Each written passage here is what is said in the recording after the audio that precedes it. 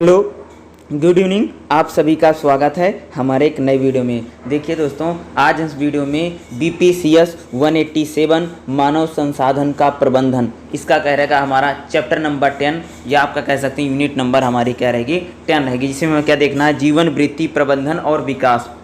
इसमें हमें क्या देखना है, जीवन वृत्ति प्रबंधन क्या होता है और विकास क्या होता है, इन्हीं दोनों पॉइंटों को देखना है।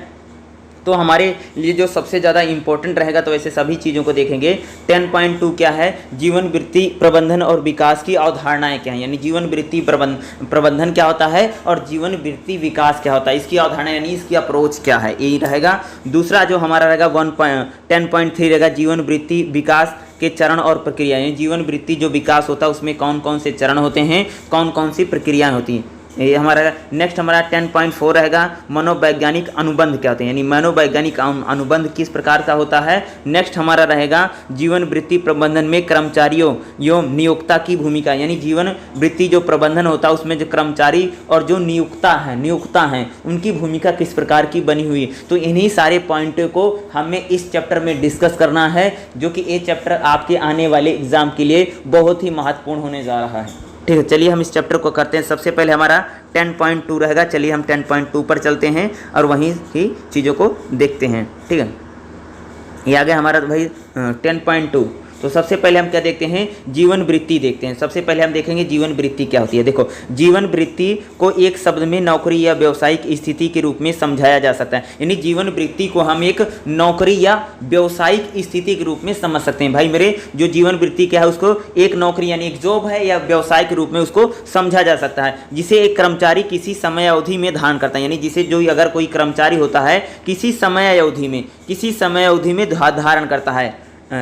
डेल्सर ने जीवन वृत्ति को उस व्यावसायिक स्थिति के रूप में वर्णित किया है जो एक व्यक्ति वर्षों तक धारण करता है, यानी जीवन वृत्ति क्या होती है, एक जो व्यावसायिक स्थिति ऐसी होती है जो व्यक्ति क्या करता है उसे वर्षों तक धारण करता है। जैसे माई मेरे, आप किसी कंपनी में काम करते हैं या किसी कंपनी या रिसर्च यूनिट में रहते हैं, तो वर्षों तक आपकी जो आवृत्ति जीवन वृत्ति यानी आने जाने का, उठने बैठने का एक क्या होता है, आपका एक माहौल बन जाता है भाई मेरे, एक टाइमिंग बन जाती है, एक पूरा प्रक्रिया बन जाता है। जैसे आप किसी कंपनी में वर्किंग रहोगे ना, तो आपकी जीवन वृत्ति बन जाएगी, भैया वैसे आना है, वैसे खाना है, 9 बजे जाना है, 5 बजे आना है, ये आपका पूरा आवृत्ति बन जाएगी। आपकी टाइमिंग फिक्स है, भैया 2 दिन का संडे मिलता है, 5 दिन वर्किंग हम रहते हैं, तो इस प्रकार का आप क्या पूरा मापदंड बन जाएगा, पैमाना हमारा बन जाता है। ठीक है, डेंसी एलर्ट ने अपने जीवन वृत्ति को अनुभव और गतिविधियों का एक समूह के रूप में, यानी डेंसी और अलर्ट जो हैं उन्होंने जीवन वृत्ति को क्या बताया है, अनुभव और जो गतिविधियां होती हैं, यानी जो हम लोग अनुभव करते हैं, जो हमारी गतिविधियां होती है, एक समूह के रूप में उसको उसने क्या किया है, परिभाषित किया है। इसमें एक व्यक्ति अपने कामकाजी जीवन के दौरान अपनी नौकरी में जीवन वृत्ति में संलग्न, जैसे हम कोई काम करते हैं तो हमारी वो पूरी जीवन वृत्ति बन जाती है, भैया हमारे दुनिया लाइफ है। जैसे आप कोई नौकरी कर रहे हो, सिंपल सी बात है, जैसे आप किसी कंपनी में वर्किंग हो, भैया 9 बजे उठ करके जाते हो, 5 बजे आते हो, फिर सुबह 9 बजे भाग जाते हो, तो वही रहता है ना। जैसे आप कहीं पर नौकरी जॉब वॉब करोगे ना, तो आपकी पूरी आवृत्ति बन जाएगी, पूरा पैमाना। जैसे 360 डिग्री का सर्कल होता है, कोण होता है ना, सर्कल होता है, जैसे गोला बना देते हैं, वैसे आपका पूरा दिन चक्र चलेगा। भैया कंपनी आना है, कंपनी जाना, कंपनी आना, 2 दिन की छुट्टी है, संडे है, यह है, इसी में आपका पूरा जीवन वृत्ति बन जाएगी। एक इसी में व्यक्ति क्या रहेगा, अपनी नौकरी में संलग्न यानी लगे रहोगे उसी में। ठीक है, डेंसी एलर्ट और द्वारा परिभाषित करने में विभिन्न पहलू हैं, इसको परिभाषित कर सकते हैं। व्यक्ति द्वारा संपन्न किए गए कुछ पर, यानी जीवन वृत्ति में क्या होता है, जो व्यक्ति होता है क्या करता है, कुछ कामों को करता है। जैसे आप भाई जीवन वृत्ति में क्या करेंगे, आपका जो डेली लाइफ उसमें क्या करोगे, कुछ ना कुछ काम करोगे। दूसरा, व्यक्ति द्वारा किए गए इन विविध कार्यों में गतिविधियों और नौकरियों से संबंधित, यानी व्यक्ति द्वारा जो इसमें विधियां होती है, इसमें क्या होती हैं, कार्यों में कई सारी गतिविधियां और नौकरी से संबंधित क्या होती है, जिम्मेदारियां भी होती हैं। ठीक है, नौकरियों के बीच परिवर्तन काल से गुजर, यानी जब नौकरी है तो उसमें भाई बहुत परिवर्तन भी, चेंज भी, यानी जब आप कोई जॉब करोगे, नौकरी करोगे तो बहुत सारा परिवर्तन भी आएगा। भैया क्या पता आज तुम मैनेजर हो, कल सीनियर, आज तुम सीनियर मैनेजर हो, कल मैनेजर बन सकते हो, यानी आज इंजीनियर, कल तुम सीनियर इंजीनियर बन सकते हो। यानी हमारा क्या होता है भाई, नौकरी जब करते हैं, जॉब जब करते हैं, तो उसमें परिवर्तन काल बहुत रहता है, यानी चेंज बहुत ज़्यादा आते रहते हैं जॉब करने में। नेक्स्ट रहेगा कर्मचारियों के विभिन्न जीवन वृत्ति में घटकों का आकलन होता है, यानी कर्मचारी जो होता है उसका जीवन वृत्ति कैसे काम कैसे करता है क्या माना उसका आकलन भी किया जाता है। कार्य करते समय व्यक्ति द्वारा अनुभव की गई संतुष्टि, जब आप किसी काम को करोगे वर्किंग करोगे तो आप उस काम से कितना संतुष्ट हो कितना नहीं। जैसे आप कहीं पर वर्किंग हो कहीं पर जॉब करते हो तो भैया उस काम से कई बार व्यक्ति बहुत संतुष्ट रहता, कई बार हम लोग असंतुष्ट रहते हैं, भैया सिर्फ पैसा मिल रहा है बस, नौकरी तो हमारे लिए जी का जंजाल है, ऐसे लोग बोलते होंगे आपको ना, भैया नौकरी तो हम इसलिए करते हैं कि सिर्फ घर के रोटी रोजी चल जाए, वैसे तो नौकरी बहुत महंगी है भैया कर नहीं सकते, प्राइवेट सेक्टर में है जी का जंजाल है, बस हमारी घर गृहस्थी रुक जाएगी इसलिए हम तो नौकरी करें। यानी जब आप कोई नौकरी को कर रहे हो तो व्यक्ति उसमें कितनी संतुष्टि को अनुभव कर रहा है। बहुत लोग नौकरी से बिल्कुल असंतुष्ट हैं, जैसे मैंने बता दिया कि भाई जी का जंजाल है हम तो नौकरी करना ही नहीं चाहते हैं, वो तो घर वालों की मर्जी से कर रहे हैं। या ये क्या होता है कई बार व्यक्ति अपनी नौकरी से बहुत ज़्यादा खुश रहता है कि भाई मुझे बहुत मजा आता है, काम में मजा आता है, वर्किंग मुझे बहुत अच्छी लगती है, वहाँ का माहौल अच्छा है, मेरे सीनियर अच्छे हैं, या वो व्यक्ति कई बार खुश भी हो सकता है।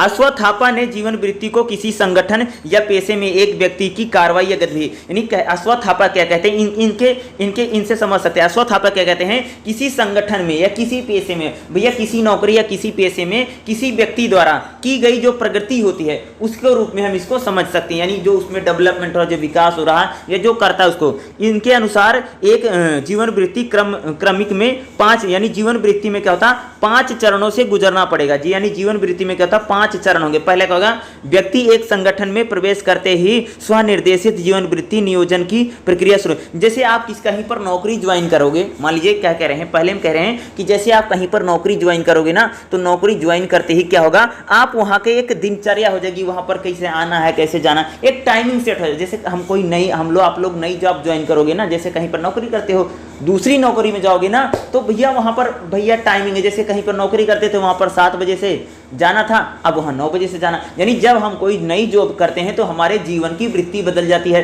भैया पहले तुम कहीं थे तो वहां पर टाइमिंग आने जाने का टाइमिंग अलग था, अब अगला टाइम है। यानी नौकरी में स्वतः ही हमारी जीवन वृत्ति क्या होती है वह उसकी प्रक्रिया शुरू हो जाएगी। व्यक्ति कार्य क्षेत्र में आगे बढ़ेगा, यानी क्या होता है कई बार जैसे हम नई नौकरी को ज्वाइन करेंगे तो हमारा जो कार्य क्षेत्र होगा वो कई बार आगे बढ़ेगा। अगले चरण को जीवन वृत्ति के माध्यम से चरण कहा जाएगा, यानी अगला जो चरण रहेगा उसको हम क्या कहेंगे जीवन वृत्ति चरण कहा जाएगा, जहां कुछ कर्मचारी उच्च पद प्राप्त करते हैं जबकि संगठन में अन्य कर्मचारी उच्च पदों को सुरक्षित करने की उम्मीद कर रहे होते हैं। देखो जब आप किसी नौकरी को छोड़ करके किसी नौकरी में जाओगे तो आपको उच्च पद मिलेगा या आगे नौकरी मिलेगी, आपका प्रमोशन हो जाएगा, इस प्रकार से यानी यह जीवन वृत्ति को ही बताएगा। जब व्यक्ति अपने कार्यों में अच्छी तरीके से बस गए हैं और सेवानिवृत्त होने के बाद जीवन में योजना बना, कई बार जैसे भैया अपने नौकरी वोकरी रिटायर हो जाते फिर भी लोग अपने जीवन में बनाते, जैसे मान लो किसी का 2 साल रिटायर बचा हुआ है, अरे बहुत लोग होते भाई कंपनी में 2 साल उनका रिटायर हुआ बचा तो बताएंगे भैया हम जाएंगे 10 लाख रुपया मिलेगा 20 लाख मिलेगा, गांव में घर बनाएंगे वहीं पर रहेंगे हम या बीवी, बच्चे तो हमारे यहीं रहेंगे भैया तो हम तो वहीं बसेंगे। तो क्या होता है जब लोग रिटायर होने लग जाते हैं तो इस प्रकार के उनके नियम भैया बनते हैं, यानी उनके जीवन की योजना बना रहे होते। बहुत लोग रिटायर होते बोलते ना भैया मेरी बच्ची की बेटिया की शादी कर देते हैं, लड़का तो अपना कहीं इधर उधर से कर ही लेगा, हम लोग तो अपना चला ही लेंगे, यानी अपना घर नहीं प्लानिंग करने लग जाते हैं कि हमारे मियाँ बीवी हैं अपने बुढ़ापे में कैसे गुजारा करना है, वो सारी बातों को अपना ही वो समझते रहते हैं। यानी जब व्यक्ति जीवन वृत्ति ये भी है कि रिटायरमेंट के बाद भी लोग क्या करते हैं भाई मेरे योजना बनाते रहते कि रिटायर हो जाएंगे तो इतना पैसा मिलेगा, 50 लाख मिलेगा 80 लाख मिलेगा और हमारी प्लानिंग कैसे रहेगी। बहुत लोग तो कहते हैं सेटल हो जाएंगे, घर पे जाएंगे आराम से रहेंगे, मौज मस्ती करेंगे, गांव में बनाएंगे, शहर में तो वहाँ प्रदूषण बहुत ज़्यादा फैला हुआ है। इस प्रकार की बातें वहाँ पर आपको देखने को मिलेंगी। ठीक है, नेक्स्ट है हमारा करेगा 5वां, देखो व्यक्ति की सेवा और जीवन वृत्ति संगठन में समाप्त हो जाए, यानी जो व्यक्ति होता है उसकी जो सेवा और जीवन वृत्ति क्या संगठन में कई बार समाप्त होती है। व्यक्ति को इस स्तर पर फिर से कार्य पर भी रखा जा सकता है, वह सेवानिवृत्त जीवन भी जी सकता है। कई बार क्या होता है भाई मेरे कि कई बार रिटायर होने के बाद लोग घर पे ही रहने लगे, कुछ लोग क्या होते हैं दोबारा ज्वाइन कर लेते हैं। अरे बहुत सारी नौकरियों में भाई मेरे प्राइवेट सेक्टर में मैंने देखा है कि लोग जो काम करते रहते हैं तो उस दोबारा होता, अरे बहुत लोग तो गनमैन बन जाते, बंदूक लेकर के बैठते हैं भाई मेरे। क्या होता है कि जैसे तुम थे नौकरी करते थे, अब नौकरी से हो गए, और 50-60 साल के गन वन निकलवा लेते हैं लोग नए, यानी एक नौकरी के बाद हम उसी भी कई बार नौकरी दोबारा रिज्वाइन कर लेते हैं। यही बता रहा है कि सेवानिवृत्त हो जाने के बाद भी उसको कर सकता है। इस स्तर पर व्यक्ति कार्य पर रखा जा सकता है, यानी जब संगठन में उसकी सेवाएं समाप्त हो जाती है, कई बार लोग दोबारा रिज्वाइन कर लेते हैं और कई बार लोग दोबारा ज्वाइन नहीं करते हैं और अपना जीवन वैसे ही जीते रहते हैं। ठीक है, समय के साथ लोगों के जीवन वृत्ति को देखने में नजरिया बदलता है, यानी समय के साथ क्या था, लोगों का जो जीवन वृत्ति या नजरिया था, भाई समय के साथ तो हर इंसान बदल जाता है, कहते हैं ना, हर इंसान समय के साथ बदला, उसी के साथ जीवन वृत्ति भी बदल जाएगी। ठीक है, पहले इसे ऊपर आगे बढ़ाने में एक संगठन बहुत कम संगठनों में एक नौकरी से दूसरी नौकरी के रूप में देखा जा सकता है। अधिकांश कर्मचारी नौकरी या नियोक्ता के उन्मुख होते थे। जीवन वृत्ति के पहले चरण में अन्वेक्षण, स्थापना, रखरखाव या विघटन को शामिल किया जाता है। किसी व्यक्ति द्वारा रुचि के आधार पर नौकरियों की पहचान करने के प्रयासों से, यानी कोई व्यक्ति है कि उसकी नौकरी में कितनी रुचि है, कितनी रुचि नहीं, इसके आधार पे हम जीवन वृत्ति को देख सकते हैं, यानी किसके आधार पे, रुचि के आधार पे। ठीक है, रुचियों के आधार पे उसको देखा जा सकता है। रख रखाव के चरण के दौरान व्यक्ति एक संगठन और एक स्तर हासिल करने में सक्षम हो जाते हैं और उनकी प्रतिभा जो क्षमता होती है उनके अनुकूल हो जाता है, यानी उनकी जो प्रतिभा है, जो क्षमता है, यानी आप काम करने में कितना आपको अच्छा लग रहा है, आप में कितनी कितनी क्षमता है, एक डेवलपमेंट होता रहता है। भाई आप मान लो पहली नौकरी ज्वाइन की हो, पहली नौकरी से दूसरी नौकरी में, दूसरी से तीसरी, तीसरी से चौथी नौकरी में अगर एक ही नौकरी कर रहे हो, 1 साल 2 साल के बाद क्या होगा, आपका जो धीरे धीरे क्या होगा, अनुभव बढ़ेगा, हर चीजें बढ़ेगी, यानी आपकी जो जीवन वृत्ति होगी उसमें क्या होगा, डेवलप हमें दिखाई देगा, यानी भैया विकास होता चले। अरे तुम सब लोग एक नौकरी करोगे, भाई मेरे 10 साल नौकरी करो, ठीक है, तो क्या डेवलप दिखाई देगा, पहले दिन जैसे थे। अब मैं हर एक टीचर की बात में जैसे मैं जैसे आज आपको समझा पा रहा हूँ, क्या शायद मेरी पहली जो क्लास जब मैंने ली थी ऐसे समझा पाता था, शायद डिफरेंट था। आज जैसे हम पहले वीडियो बना रहे हैं, क्या आज जैसे आज का वीडियो बन रहा है, अगर क्वालिटी की मैं बात करूँ या कैसे आपको दिखाई दे रहा, क्या पहला वीडियो जो मैंने बनाया था सेम इसी प्रकार का वो वीडियो बना था? नहीं बना था ना। तो इसमें डिफरेंस है, इसमें अंतर दिख रहा होगा आपको। तो वही चीज़ें यहाँ पर बताई जा रही हैं कि आपके जो जीवन, यानी आपका धीरे धीरे क्या होता है भाई, विकास होता चलेगा। यानी आप किसी भी नौकरी में रहोगे, जॉब में रहोगे, तो वहाँ पर धीरे धीरे क्या होगा, आपकी प्राथमिकताएं बदल जाएंगी और संगठन अपने कार्यों से दूर होता चला जाता है। ठीक है, लेकिन प्रतिस्पर्धा है या वैश्वीकरण है, मंदी है, विलय है, अधिग्रहण है, आउटसोर्सिंग आदि में बहुत कुछ बदल गया। यानी आज जो है अगर कर्मचारियों की बात करूं तो उसमें वैश्वीकरण आ गया, मंदी आ गई है, आउटसोर्सिंग, बहुत सारी चीजें आ गई हैं। यानी जो जीवन वृत्ति है, जो कर्मचारी संगठन में काम करते हैं, आज उनकी जो लाइफ है, आज उनकी जो जीवन शैली है, उसमें काफी परिवर्तन आ गया है। इस चीजों की बातों को यहाँ पर किया जा रहा है। ठीक है, अगला है जीवन वृत्ति प्रबंधन, यानी हमारी जो जीवन वृत्ति है उसका हम प्रबंधन, यानी उसको हम मैनेज कैसे करें। ठीक है, मैनेज करने की बात की गई। देखो, क्योंकि ये भी काफ़ी इंपॉर्टेंट है, जीवन वृत्ति प्रबंधन। देखिए, जीवन वृत्ति प्रबंधन को कर्मचारियों के जीवन वृत्ति योजनाओं को पूर्ण करने के लिए शामिल आवश्यक कदमों को, यानी जीवन वृत्ति जो योजनाएं हैं, उनके जीवन में भैया जो योजनाएं हैं उनको पूरा कैसे किया जा सकता है, उनको पूरा करने के लिए आवश्यक कदम के रूप में माना जा सकता है। इस संदर्भ में ध्यान इस बात पर होता है कि कर्मचारियों में जीवन वृत्ति के विकास को हतोत्साहित करने के लिए संगठन क्या कर सकता है, यानी जो जीवन वृत्ति के जरिए, यानी कर्मचारियों के जीवन वृत्ति में विकास में प्रोत्साहित करने की, यानी जो संगठन है, जैसे मान लो कि आपके यहाँ पर कोई काम करता है, कोई नौकरी करता है, भैया उसमें डेवलप कैसे हो, उसको जीवन वृत्ति कैसे बढ़े, यानी जब उसमें विकास कैसे हो, डेवलपमेंट कैसे हो। अब जब मान लो किसी कंपनी में अगर आप काम करते हो ना, अगर आपकी प्रोग्रेस होगी ना, कंपनी की प्रोग्रेस होगी, अगर आप उन्नति करोगे तो कंपनी उन्नति करेगी। यानी कह रहे हैं कि कोई भी कंपनी या कोई भी संगठन उनके कर्मचारियों का विकास कैसे हो उसको प्रोत्साहित करने के बारे में संगठन क्या कर सकता है। इस संदर्भ में हमें जीवन वृत्ति नियोजन के बारे में भी चर्चा करनी, यानी जो लोग आपकी कंपनी में काम करते हैं, जो लोग नौकरियों में काम कर रहे हैं, उनका संगठन सोचे कि इनकी अगर हम जीवन वृत्ति, यानी अगर इनमें डेवलप होगा तो हम इनकी जीवन वृत्ति को हम कैसे डेवलप कर सकते हैं, कैसे बढ़ाया जा सकता है।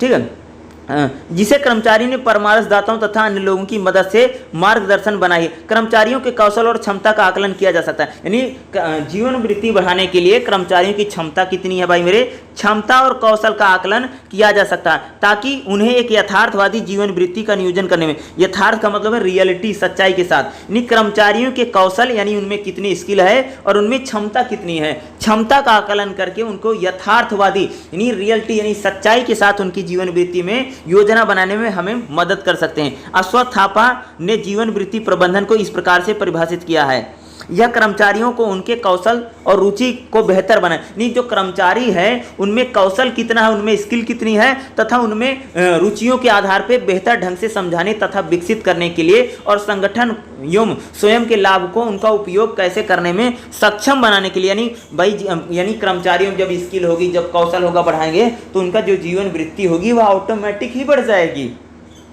ठीक है, ऑटोमेटिक बढ़ जाएगी। उसको संक्षेप बनाने में प्रक्रिया को यहां पर बताए गए हैं। ठीक है, डेल्सर ने जीवन वृत्ति प्रबंधन को एक ऐसी प्रक्रिया के रूप में बताया है, यानी डेल्सर क्या कहते हैं, जीवन वृत्ति प्रबंधन को एक ऐसी प्रक्रिया के रूप में इन्होंने बताया है या वर्णित किया है या बताते हैं कि जिसमें कर्मचारियों को उनके जीवन वृत्ति से संबंधित कौशल रुचियों को बेहतर तरीके से समझाने और उनमें कौशल और रुचियों को प्रभावी तरीके से विकसित करने में मदद करना शामिल है। यानी कर्मचारियों की जीवन वृत्ति को हम कैसे बढ़ा सकते हैं या उनके जीवन वृत्ति में हम कौशल यानी उनमें स्किल के जरिए, यानी इंटरेस्ट भी भैया भाई, अगर किसी कर्मचारी में अगर जीवन वृत्ति को बढ़ाना है तो सबसे पहले उसमें स्किल लेकर के आओ, दूसरा उसमें इंटरेस्ट, यानी भैया काम करने के प्रति जागरूक हो, निकम्मे नालायक ना बन जाएं।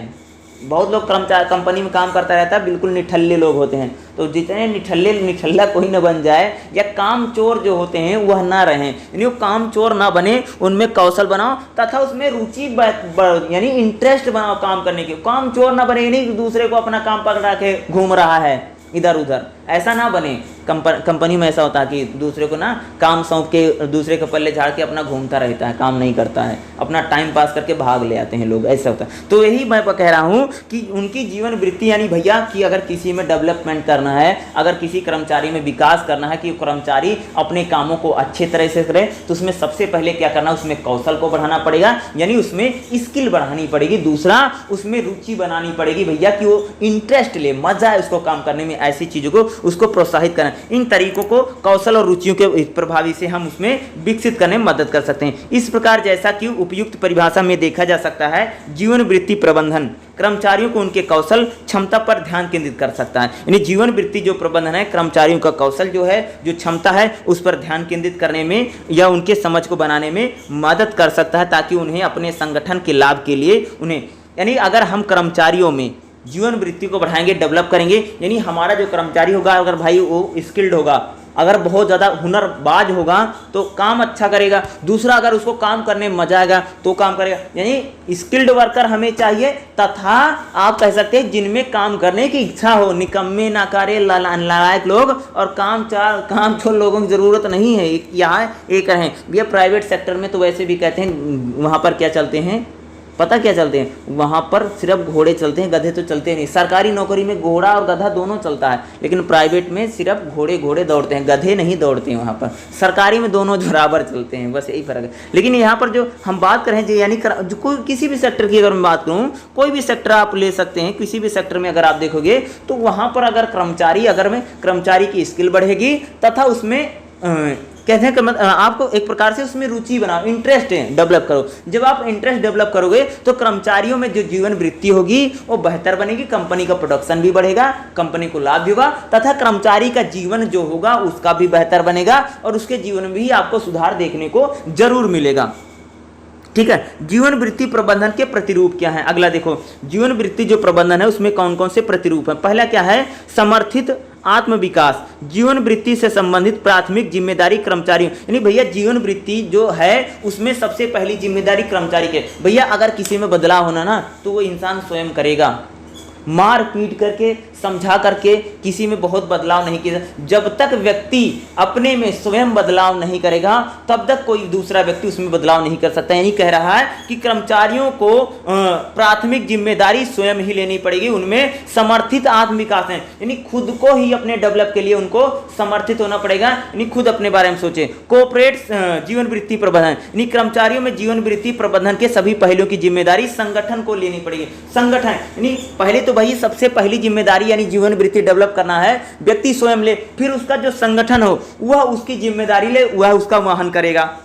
जीवन वृत्ति साझेदारी, कर्मचारी और संगठन द्वारा कर्मचारी और संगठन द्वारा कर्मचारियों की जीवन वृत्ति प्रबंधन में एक समान साझेदारी, यानी कर्मचारी जो है वह स्वयं और जो संगठन है वो दोनों लोग मिलकर साझेदारी के साथ अगर सही काम करेंगे तो जीवन वृत्ति प्रबंधन को बेहतर बनाया जा सकता है या सही बनाया जा सकता है। अगला जो हमारा जीवन वृत्ति प्रबंधन की प्रक्रिया क्या होती है, ठीक है।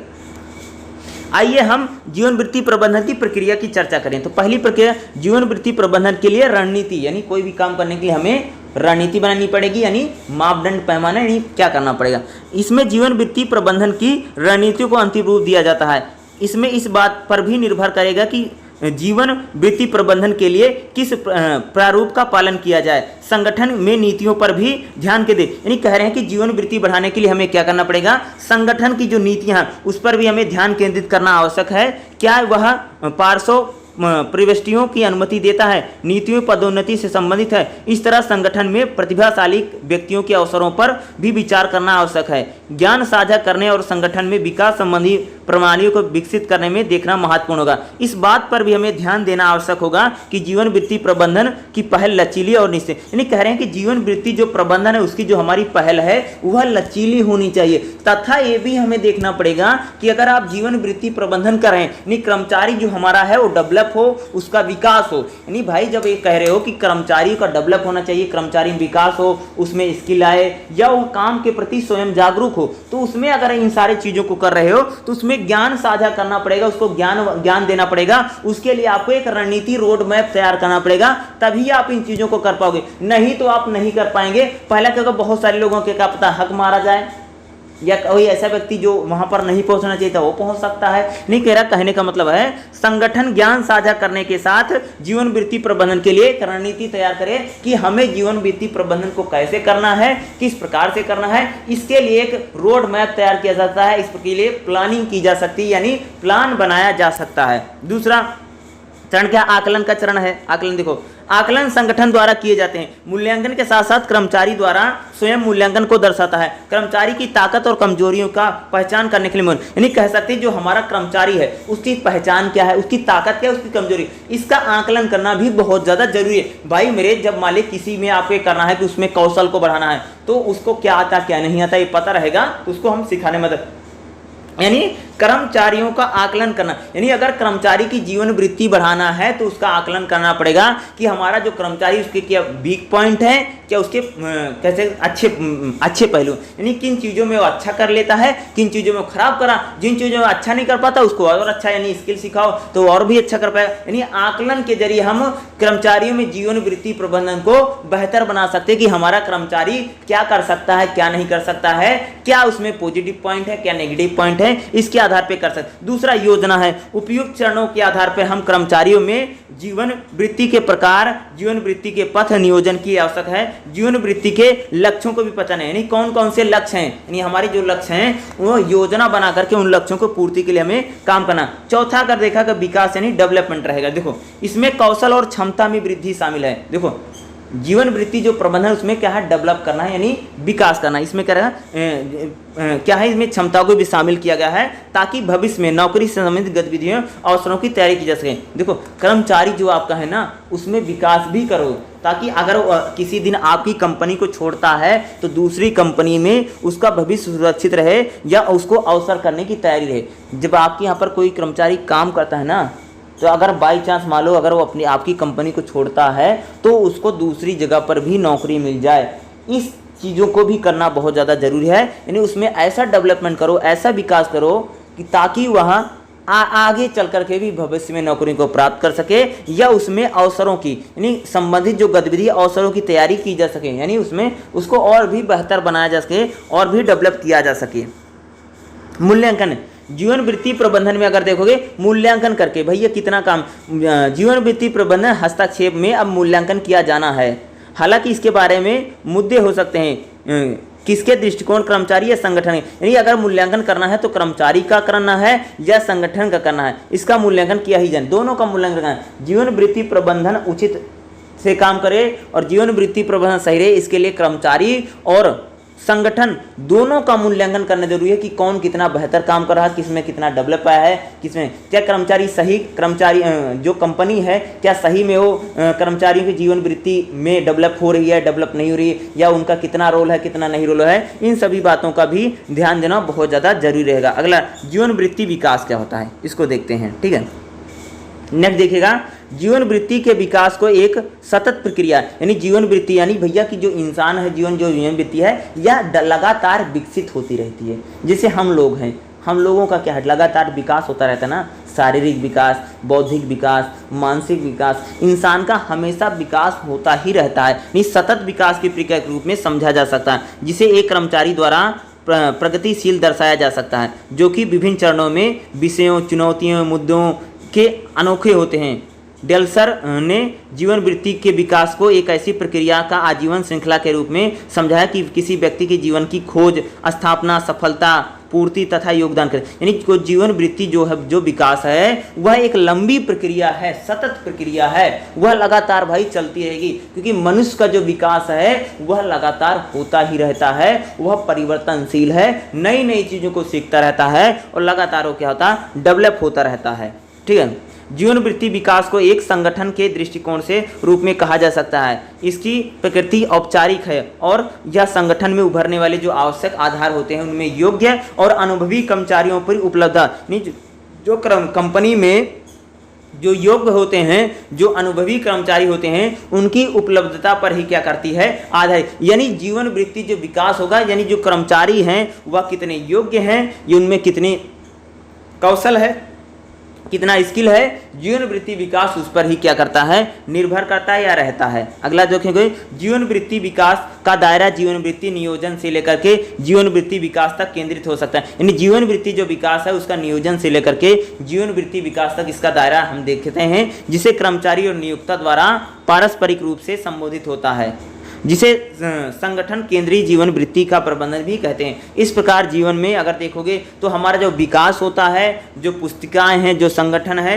उसमें कर्मचारियों के बीच में जीवन वृत्ति चर्चा हो रही है, उनका मूल्यांकन है, केंद्र है, यानी उत्तराधिकार, इन सभी चीज़ों को सूची बनाए रखने तक शामिल हो सकता है। यानी कर्मचारियों में अगर हम डेवलप करना चाहते हैं, विकास करना चाहते हैं, यानी उसकी लाइफ, यानी उसका जो दिनचर्या है, ठीक है, उसका जो दिनचर्या है उस दिनचर्या को कैसे बेहतर बनाया जा सकता है, या उसकी दिनचर्या को हम लाइफ को कैसे बेहतर बना सकते हैं, इसके लिए कर्मचारी को स्वयं भी करना पड़ेगा कुछ ना कुछ, और जो संगठन है, संगठन को भी उचित कदम उठाने पड़ेंगे, तभी उसमें विकास या डेवलपमेंट होगा। भैया पहले तो स्वयं अपने ऊपर वह स्वयं काम करे, दूसरा कह सकते हैं कि अगर वो अपने ऊपर स्वयं काम कर रहा है तो उसको अन्य चीज़ों को भी देखना पड़ेगा, संगठन भी उसका सपोर्ट करे। ठीक है, अगला जो देखेंगे, जीवन वृत्ति विकास पहल, इतना तो मुझे नहीं लगता आने वाला सांसद रहेगा इसमें। जीवन वृत्ति विकास पहल में मैं थोड़ा सा बता देता हूँ, यहाँ पर देखिएगा, जीवन वृत्ति विकास पहल, इसमें क्या है, जीवन वृत्ति नियोजन पर कार्यशालाएं, यानी जीवन वृत्ति को अगर सही करना है, उसका नियोजन करना है,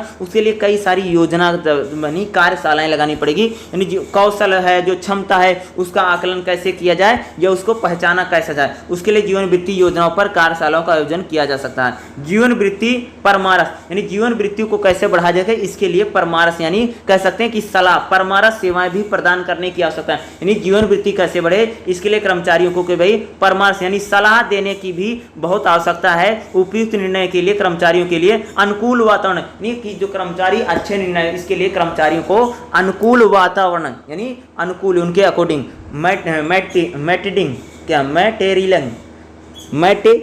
क्या होते हैं, मैटरिंग, देखो उपयुक्त मैटरिंग प्रदान करने में कर्मचारियों को उनके जीवन वृत्ति विकसित करने में मदद करेगी। नए शामिल होने वाले कनिष्ठ कर्मचारियों, वरिष्ठ कर्मचारी मार्गदर्शन सफलता तथा कर सकते। देखो क्या होता है, जब किसी कंपनी में ना छोटा कर्मचारी ज्वाइन करता है तो जो बड़े कर्मचारी हैं उसकी मदद कर सकते हैं। मान लो किसी ने डिप्टी मैनेजर यानी डिप्टी मैनेजर के पोस्ट पर उसने ज्वाइन किया, तो उसका जो मैनेजर है उसको कई सारी चीज़ें बता सकता है, उसकी हेल्प कर सकता है, उसकी मदद कर सकता है, यानी उसको एक प्रकार से आधे से उसका मैनेजमेंट कर सकता है, उससे सिखा सकता, बता सकता। इसको अगर करेगा तो उसकी यानी जीवन वृत्ति जो विकास है जो उसमें भी काफ़ी मदद हो सकता है इससे भी। नेक्स्ट, परिश्रम के लिए प्रबंधन। अगला क्या है, परिश्रम के लिए प्रबंधन में परिश्रम अवकाश कर्मचारियों को प्रदान करने, यानी परिश्रम क्या है, कर्मचारियों को अवकाश प्रदान करने वाली सशुल्क छुट्टी है। यानी कर्मचारियों कई बार जैसे आप कंपनी में देखोगे कर्मचारियों को छुट्टी दी जाती है तो उनके पैसे नहीं कटते हैं, यानी जिसको भाई कंपनी के भाषा में बोलते हैं पेड लीव, क्या बोलता है, पेड लीव बोली जाती है, कर्मचारियों को मिलती है। कर्मचारियों अवकाश कर्मचारियों को प्रदान की जाने वाली सशुल्क छुट्टी है ताकि वे अपने ज्ञान को उन्नत कर सकें और खुद को फिर से जीवंत कर सकें। यानी जो कर्मचारी हैं उनको भाई कर्मचारियों को क्या सशुल्क छुट्टियां दी जाती हैं, पेड लीव दी जाती है ताकि वह ज्ञान कौशल कर सकें, कहीं घूम फिर सकें, ताकि वो अपने छुट्टी मना सकें या दुख तकलीफ है उनको ठीक कर सकें, परिवार को माहौल दे सकें, बीवी बच्चों को घुमा सकें, क्योंकि बीवी कहेगी घुमाने उमाने जाते नहीं हो, दिन भर नौकरी करते हो तो हम छोड़ के भाग जाएंगे, इस प्रकार की स्थिति ना बने। क्योंकि मेरा कहने का मतलब ये है कि कर्मचारियों में परिश्रम के लिए प्रबंधन, यानी कर्मचारी दिन भर काम करता है तो उसके लिए भैया कि कभी पेड लीव की जरूरत हो, यानी उसका पैसा न कटे, इस चीज़ों को भी। व्यक्तिगत विकास योजनाएं, इसमें कर्मचारी अपने व्यक्तिगत विकास योजनाओं में दर्ज करेंगे जिसमें विकास की आवश्यकताओं को भी क्रियान्वयन करने में शामिल होगा। जीवन वृत्ति कार्य पुस्तिका, यानी जीवन वृत्ति कार्य पुस्तिका भी आप उपयोग कर सकते हैं, यानी किसी भी चीज़ के लिए हम उसको जो हमारे लक्ष्य हैं, ठीक है, हमारे जो लक्ष्य हैं, लक्ष्यों के लिए हम क्या कर सकते हैं, उनको शामिल कर सकते हैं। या जीवन वृत्ति को प्राप्त करने में कौन कौन से चरण हैं, यानी कौन कौन से चरण हैं, उन चरणों को भी इसके जरिए क्या किया जा सकता है, पहचाना जा सकता है, यानी लिख करके। जीवन वृत्ति नेटवर्किंग, यानी जीवन वृत्ति नेटवर्किंग में अगर देखोगे, जीवन वृत्ति संजाल तंत्र को क्या करता है, स्नेहल द्वारा संबंधों को स्थापित करने में निरूपित किया है, परिभाषित किया गया है, जो परस्पर रूप से लाभकारी होते हैं। यानी जीवन वृत्ति में अगर देखोगे क्या होता है, परस्पर लाभकारी। नेटवर्किंग का मतलब होता है कि जो संगठन है, जो कर्मचारी है, उनके बीच में एक नेटवर्क बना रहे, एक नेटवर्क यानी एक जाल बना रहे। जैसे दो नेटवर्किंग यानी जैसे हमारी कर्मचारी जो काम करता है उसके जो सदस्य हैं, उसका जो परिवार है, जो उसके दोस्त हैं, शिक्षक हैं, वो सभी शैक्षणिक संस्थान है, पूर्व छात्र तथा सहयोगी वरिष्ठ के साथ कैसे हैं, यानी उनकी नेटवर्किंग कैसे है भैया। जैसे घर पर माहौल कैसा है, एजुकेशन की थी, साथी संबंधी कैसे हैं, पड़ोस वाले कितने हैं। यानी किसी भी कर्मचारी की जीवन वृत्ति जो होती है उसमें नेटवर्किंग कैसे है, वो भी काफ़ी अहम रोल अदा करती हैं, उसका भी काफ़ी अहम रोल रहता है। ठीक है, इशारा था जो मैंने आपको बता दिया। अगला रहेगा जीवन वृत्ति विकास चरण और प्रक्रिया। तो जीवन वृत्ति विकास के चरण कौन कौन से, पहला क्या है, सबसे पहले हम क्या करते हैं उसको, जीवन वृत्ति विकास में पहला चरण क्या होता है, अन्वेक्षण करना, यानी कौशल की और रुचि की पहचान करना। यानी जीवन वृत्ति में विकास कैसे हो, पहले तो भैया पहचानना पड़ेगा ना, जांचना पड़ेगा कितना सही है कितना नहीं, इन्वेस्टिगेशन करनी पड़ेगी, जांच पड़ताल करनी पड़ेगी, उसको पहचाना जाएगा। इस चरण के दौरान व्यक्ति अपने स्व और नौकरी के बीच तरतम की तलाश करता है। कर्मचारी सीखने, निर्देशों का पालन करने आदि जैसी गतिविधियों में शामिल होता है। इस चरण के दौरान क्या होता है, कर्मचारी की आयु 30 से कम हो सकती है और नौकरी पर कार्य करने का अनुभव लगभग 2 वर्ष हो सकता है। यानी जब आप किसी कर्मचारियों का कह सकते हैं एनालिसिस किया जाए या उसका अन्वेक्षण किया जाए तो कम से कम उसकी आयु 30 वर्ष से कम हो सकती है या उसको लगभग 2 वर्षों का अनुभव होना चाहिए। वह कर्मचारियों के साथ संबंधों के संबंध में एक प्रशिक्षु की भूमिका निभाने में लगा रहेगा। इस चरण में के दौरान कर्मचारी स्वयं की खोज करने में भी कई बार संलग्न हो सकता है। दूसरा चरण क्या है, स्थापना। दूसरा चरण क्या है, स्थापना। जीवन वृत्ति के विकास में दूसरा चरण क्या होता है, स्थापना, किसी स्थापित कैसे करते हैं। जीवन वृत्ति में उन्नति और वृद्धि, यानी क्या होती है, उन्नति और वृद्धि इस चरण में विशेषता है। कर्मचारियों को नौकरी से जुड़ी चुनौतियों का सामना करना पड़ता है। जो कर्मचारी को नौकरी से जुड़ी चुनौतियों का सामना करना पड़ता है वह कार्य के कुछ क्षेत्रों में सक्षम या विशेषज्ञ विकसित कर सकते हैं, यानी जिसमें सक्षम है या नहीं तो विशेषज्ञ ले सकते हैं। कर्मचारियों में सुरक्षा की भावना भी होती है, उनकी जीवन शैली में सुधार हो सकता है। कर्मचारी जब अब निर्णय लेने में संलग्न हो सकता है। इस चरण के दौरान कर्मचारी आयु 30 या 45 वर्ष होती है और अनुभव लगभग 2 से वर्ष का होता है। अन्य कर्मचारियों के साथ इनके संबंध जो होते हैं मैं एक सहयोगी के रूप में देखा। दूसरा रखरखाव, नहीं कह सकते जो कर्मचारी हैं उनमें धीरे धीरे डेवलपमेंट कैसा, यानी जैसे उनकी उम्र बढ़ेगी, जैसे एक्सपीरियंस बढ़ेगा, वैसे उसमें जो जीवन वृत्ति रहेगी वह विकसित होती चली जाएगी या डेवलप होती चली जाएगी। अगला क्या है, रखरखाव का चरण है। अगला चरण रखरखाव का चरण है। इस चरण में दौरान कर्मचारी पूर्वता के निकट होता है और किया जाएगा। वह अपने कौशल को बढ़ाने की उन्नत में शामिल हो सकते हैं। वह संगठन के साथ साथ कर्मचारियों, विशेष रूप से नए शामिल होने वाले को प्रशिक्षण देने में नीति के लिए गतिविधियों में शामिल होते हैं। यह कर्मचारी एक संरक्षक की भूमिका निभाएगा। इस दौरान कर्मचारी की आयु 45 से, संरक्षक का मतलब होता है कि एक प्रकार से देख रेख करेगा, रख रखाव की भूमिका में जब कर्मचारी आ जाते हैं, ठीक है, जब उनकी आयु बहुत यानी 45 से 50 आयु के रूप में रहेंगे तो उनकी क्या होगी, संरक्षक की भूमिका में कर्मचारी आ जाता है।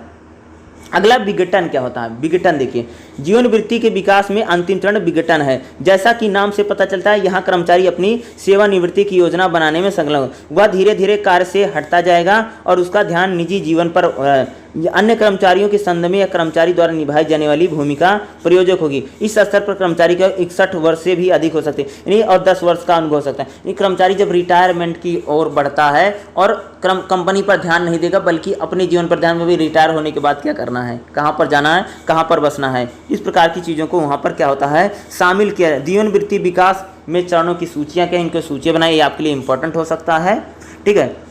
मनोविज्ञान अनुबंध क्या होता है, ठीक है। मनोविज्ञान अनुबंध तो ऐसे लगता नहीं कि एग्जाम में कई बार पूछा जाएगा, लेकिन आ भी सकता है, तो आप सभी लोग मनोविज्ञान अनुबंध को एक बार जरूर देख लीजिएगा। वैसे मनोविज्ञान अनुबंध का मतलब होता है कि मनोवैज्ञानिक रूप से जो आपका कॉन्ट्रैक्ट होता है, मनोवैज्ञानिक रूप नहीं, मानसिक रूप से। मनोवैज्ञानिक अनुबंध शब्द में प्रस्ताव डेंसी रूसो ने किया था। मनोवैज्ञानिक अनुबंध में कर्मचारियों तथा नियोक्ता के बीच अलिखित समझौते थे, यानी जो कर्मचारी हैं, जो कंपनी है, उनके बीच क्या होता है, बिना लिखा हुआ समझौता होता है। इसमें मुख्य रूप से पारस्परिक अपेक्षाएं शामिल होती हैं, जैसे कर्मचारी और नियोक्ता एक दूसरे से होती हैं। इसे उन विश्वासक रूप में वर्णित किया जा सकता है जैसे कर्मचारी और नियोक्ता के बीच में दायित्व के बारे में रखते हैं, उनके बारे में दूसरे के प्रति। बेलहैंड और मनोवैज्ञानिक अनुबंध में एक कर्मचारी और नियोक्ता के बीच रोजगार दायित्व के बीच आदान प्रदान की उम्मीद के रूप में, यदि कर्मचारी नियोक्ता कर्मचारी में समर्पण और ईमानदारी के साथ साथ कार्य करने की अपेक्षा करता है तो कर्मचारी नियोक्ता के प्रोत्साहित आवश्यक सुविधाएं देने की, यानी कह सकते हैं कि अगर जो कर्मचारी अच्छा काम कर रहा है तो जो कंपनी है उसको एक अच्छा प्रोत्साहन दे, एक अच्छी सैलरी दे, एक अच्छा पैकेज दे। यानी कह सकते हैं कि मनोवैज्ञानिक अनुबंध का मतलब होता है कुछ अंडरस्टैंडिंग कर्मचारी में और कंपनी में, जो अंडरस्टैंडिंग है उसको ही क्या बोल देंगे भैया, आपस में ही समझ ले वो लोग। अगर कर्मचारी अच्छा काम कर रहा है तो कंपनी उसको प्रोत्साहित करे, उसकी सैलरी बढ़ाए। मनोवैज्ञानिक अनुबंध कीजिएगा, यानी कह सकते हैं कि एक मौलिक आधार पे, एक मानवता के आधार पे कहें, मानवता के आधार पे कैसा, यानी साइंटिफिक, यानी मानसिक स्तर पर जो अनुबंध होता है, मानसिक स्तर पर। भैया मान लो कि मैं पढ़ा रहा हूँ, कोई बच्चा बहुत अच्छा पढ़ता है तो मुझे उस पर थोड़ा ध्यान देना चाहिए, या कह सकता हूँ कि अगर वो कुछ पूछ रहा है तो उन्हें बताने का है, यानी अगर वो बहुत बेहतर कर रहा है, यानी वो अच्छा कर रहा है तो मैं उसकी प्रशंसा करूँ कि वो बहुत अच्छा पढ़ने में है, नोट्स बना लेता है, उसके नंबर बहुत अच्छे आते हैं, अन्य छात्रों को बताऊँ ताकि मैं उसको प्रोत्साहित कर सकूँ। ये क्या है, मनोवैज्ञानिक अनुबंध। सभी बच्चे मेरे लिए बराबर, जैसे मान लो कि मैं एक क्लास में पढ़ा रहा हूँ, लगभग 30 बच्चे हैं, समझने की कोशिश है, मैं एक क्लास में पढ़ा रहा हूँ, लगभग 30 बच्चे हैं, कुछ उसमें 1-2 बच्चे ऐसे हैं जो बहुत ब्रिलियंट हैं, बहुत होशियार हैं कह सकता हूँ, लेकिन उनको मुझे कुछ उस प्रोत्साहित जरूर करना चाहिए क्योंकि एक अंडरस्टैंडिंग बनेगी। यानी एक देखो भाई मेरे लिए तो सभी बराबर, लेकिन उनको एक विशेष तौर पे चाहिए, यानी मनोवैज्ञानिक उनको बढ़त जरूर कई बार मिल जानी चाहिए, क्योंकि वही कंपनी में कहा जा रहा है कि अगर आपका कोई कर्मचारी बहुत अच्छा काम करता है, बहुत सुलभ काम करता है तो कंपनी का भी दायित्व है कि वह उसकी उम्मीदों पर खरा उतरे। अगर कोई कर्मचारी बहुत अच्छा काम करता है तो सोचता है कि कंपनी मेरे बारे में कुछ सोचेगी, मेरा प्रमोशन हो जाएगा, मेरी सैलरी बढ़ जाएगी या मुझे कुछ और सुख सुविधाएं मिल जाएगी, तो कंपनी को भी इन चीज के बारे में सोचना है। यानी एक मानवता के आधार पे, एक मानवीय आधार पे और एक प्रोत्साहन के आधार पे हमारा कर्मचारी जो है वो खुश हो जाएगा, अगर अच्छा काम करा तो और अच्छा काम करेगा। यानी मनोवैज्ञानिक अनुबंध का मतलब ये लिखा नहीं होता अनुबंध, बल्कि ये मानवता के आधार पे किए जाते हैं, उसी को क्या बोलते हैं, मनोवैज्ञानिक अनुबंध, यानी कॉन्ट्रैक्ट। ठीक है, ये लिखित रिटर्न कॉन्ट्रैक्ट नहीं है, ठीक है, ये मानसिक कॉन्ट्रैक्ट है, यानी हमने कर लिया मानसिक, मानवता के आधार पे, या भैया कि जैसे कर्मचारी काम कर रहा है, अच्छा काम कर रहा है, किस लिए कर रहा है, सैलरी बढ़ जाएगा, पैकेज बढ़ जाएगा। तो कंपनी भी इस चीज़ को समझ ले कि ये इतना अच्छा काम कर रहा है, हमेशा करेगा नहीं, तो इसका सैलरी बढ़ा दो, इसका प्रमोशन कर दो, नहीं तो भाग जाएगा। यानी इसको बोलते हैं मनोवैज्ञानिक अनुबंध। दोनों दिमागी रूप से करेंगे, उसने दिमाग लगा के कंपनी को लाभ करवा दिया तो कंपनी भी उसको प्रमोशन दे दे, सैलरी बढ़ा दे। इसको ही बोलते हैं मनोवैज्ञानिक अनुबंध। लिखा हुआ नहीं है, फिर भी दोनों दिमाग का खेल कर रहे हैं, यानी उस दिमाग से उसने काम अच्छा कर दिया तो कंपनी माइंड लेगा कि इसका सैलरी बढ़ा दो, इसको पेंशन बढ़ा दो। तो इसको ही बोलते हैं, क्या होता है, मनोवैज्ञानिक अनुबंध, इसी को ही बोला जाता है। जो लिखा नहीं है, जो कहीं पर लिखा नहीं गया, जो कहीं पर बताया नहीं गया है, फिर भी वो कंपनी उसको देने के लिए तैयार हो जाती है, क्योंकि उसने कुछ बेहतर काम किया है। तो कंपनी समझ जाती है कि इसको क्या मांग है, क्या नहीं मांग है, तो उसके आधार पे समझ जाए। ठीक है, उसी को बोलते हैं मनोवैज्ञानिक अनुबंध। यानी मनोवैज्ञानिक अनुबंध क्या होते हैं, ये हस्तलिखित होते हैं, कहीं लिखा नहीं रहता है। मनोवैज्ञानिक अनुबंध कार्यस्थल पर गतिशीलता का एक हिस्सा। यानी मनोवैज्ञानिक अगर तो कार्यशील जो कार्य क्षेत्र रहेगा उस पर गतिशीलता कर्मचारी की दिखाई दे, कर्मचारी बहुत एक्टिव रहेगा। वह मुख्य रूप से उम्मीदों पर आधारित होते हैं प्रकृति में। यानी जो मनोवैज्ञानिक अनुबंध है वो क्या होते हैं, उम्मीदों पर। जैसे कर्मचारी अच्छा काम कर रहा हो तो उसको उम्मीद है कि मेरी सैलरी बढ़ जाएगी, मेरा प्रमोशन हो जाएगा, उम्मीदों पर आधारित है मनोवैज्ञानिक अनुबंध। ठीक है, प्रकृति में पारस्परिक होते हैं। मनोवैज्ञानिक अनुबंध पूर्व रोजगार चरण के दौरान बनाता है और जब उम्मीदवार नौकरी पर साक्षात्कार के लिए उपस्थित होने के लिए अपेक्षी विकसित करता है। हालांकि जैसे उम्मीदवार का चयन हो जाता है तो वह संगठन का हिस्सा बन जाता है, नियोक्ता को संगठन की स्पष्ट जानकारी होगी। कर्मचारियों को तत्काल वरिष्ठ इस संबंध में एक महत्वपूर्ण भूमिका निभाते हैं और मनोवैज्ञानिक अनुबंध पर महत्वपूर्ण मनोवैज्ञानिक अनुबंध का मतलब होता है कि एक अंडरस्टैंडिंग है, किसमें, कर्मचारी और कंपनी में। अंडरस्टैंडिंग के ऊपर जो उसको लाभ मिलता है, या उम्मीदों को, जो उम्मीदों जैसे उम्मीद करेगा अच्छा काम कर रहा तो किस प्रकार से वो जो संगठन उसके लिए काम करता है, उसी को बोलते हैं मनोवैज्ञानिक अनुबंध बोला जाता है। जो लिखा हुआ नहीं है फिर भी जो कंपनी है उसके लिए वो कर रही, तो मनोवैज्ञानिक अनुबंध आपके लिए इंपॉर्टेंट हो सकता है। लेन देन संबंधी अनुबंध क्या है, और संबंध परक अनुबंध। देखो इस तरह के विनिमय बाहरित और आर्थिक होता है। यह निश्चित अवधि के लिए स्थिर और प्रत्यक्ष होता है। उदाहरण के लिए एक कर्मचारी को निश्चित अवधि के लिए कार्य पर रखा जाता है। इस अनुबंध को अनुमूर्त बोल। कई बार क्या था कि लेन देन संबंधी, कई बार क्या था कंपनियों में कॉन्ट्रैक्ट बेस पर या ठेकेदारी बेस पर बोलते हैं, उनको 1 साल के लिए, 1.5 साल के लिए, 2 साल के लिए रखा जाता है, उसको लेन देनदारी अनुबंध बोल देते हैं।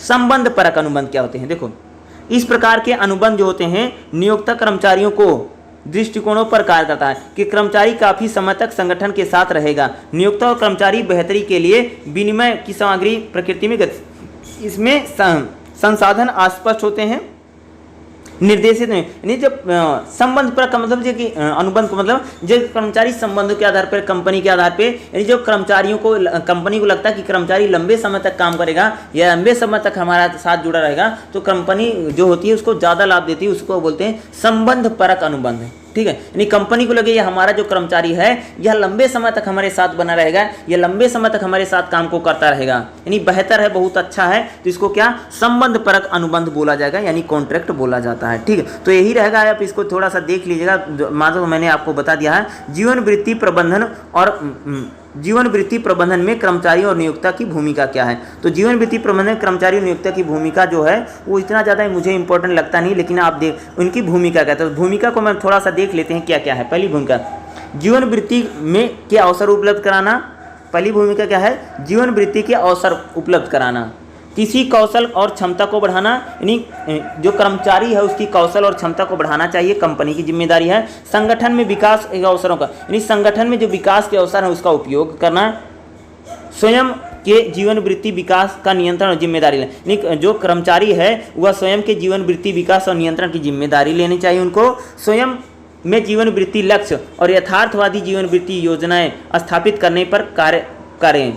इस संदर्भ में जब अभी आवश्यकता हो, सहायता हो तो समर्थन प्राप्त करें, इसको बताया जाए है। नेक्स्ट, अपने कौशल और ज्ञान को दोहराना और उन्नयन पर ध्यान देना। किसको देना है, कर्मचारियों को देना देंगे। ठीक है, संगठन में विकास के रुझानों और भविष्य में विकास पर नजर रखें, जो जीवन में वृत्ति के विकास के अवसरों को खोल सकते हैं या उनको कहा जा सकता है। तो यही सारी चीज़ें हैं जो आपके लिए इंपॉर्टेंट हो सकता है। तो लगभग तो मैंने जितना था वो मैंने बता दिया है, इसमें जितना इंपॉर्टेंट था ये एग्जाम में आ सकता है। तो इसमें जीवन वृत्ति विकास क्या है और जीवन वृत्ति प्रबंधन क्या है, तो जीवन वृत्ति ही आपका इसमें इंपॉर्टेंट है, या मनोवैज्ञानिक अनुबंध क्या होता है। तो मनोवैज्ञानिक अनुबंध भी मैंने आपको बताया है और जितना मैंने था सारा बताया। इससे पहले की जो वीडियो हैं वो अपलोड हो चुकी हैं, आप उनको भी जा करके देख सकते हैं। बाकी बची हुई वीडियो भी बहुत ही जल्द अपलोड हो जाएगी, नेक्स्ट एक दिन में आ जाएगी, अगले दिन कल ही आ जाएगी सारी वीडियो, तो आप उसको ज़रूर देख लीजिएगा।